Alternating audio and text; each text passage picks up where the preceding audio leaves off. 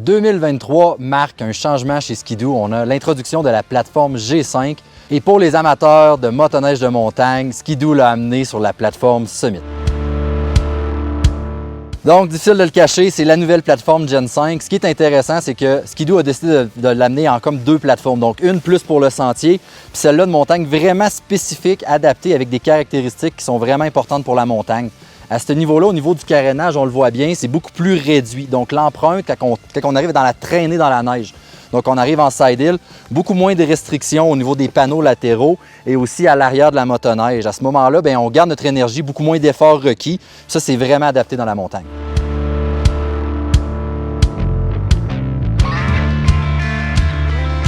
Un design qui est très intéressant sur cette nouvelle plateforme-là, c'est le panneau latéral à gauche qui est divisé en plusieurs sections. Donc, on a un petit panneau sur le dessus ici pour avoir accès à la réserve d'huile sans avoir à tout démonter. Très facile d'accès. Puis quand on trouve au niveau de la cloche, donc l'embrayage qui est intéressant, on a une nouvelle admission d'air qu'on voit ici. Facile, on va aller vous le montrer. Hop.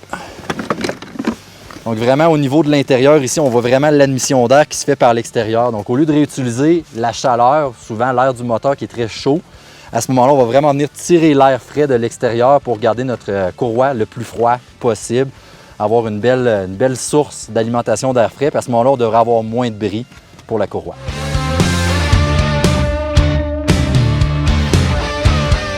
Au niveau de l'arrière de la machine, bien sûr, on a des immenses chenilles, plusieurs déclinaisons. Donc pour le Summit Edge, on va avoir le 146, le 154 puis le 165. Donc dépendamment le type de neige, le type de terrain dans lequel on joue. Différentes options aussi au niveau de la hauteur du crampon, de la 2.6, de la 3 pouces.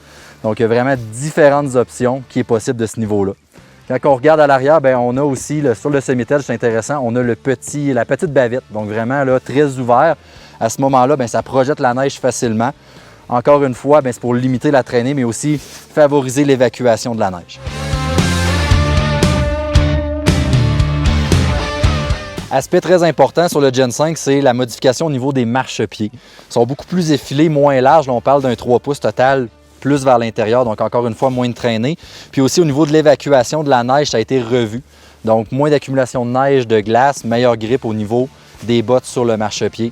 Autre chose que j'ai remarqué sur ce modèle-là, l'espace qui est en avant, donc la position la plus frontale, on dirait qu'elle a été déportée encore plus en avant. Donc ce niveau-là, c'est intéressant, parce que quand on arrive dans une pente qui est très à pic, des fois, on avait l'impression d'en manquer, on voulait aller plus loin sur le marchepied, puis maintenant, avec ces nouveaux marchepieds-là, beaucoup plus facile d'aller à l'avant.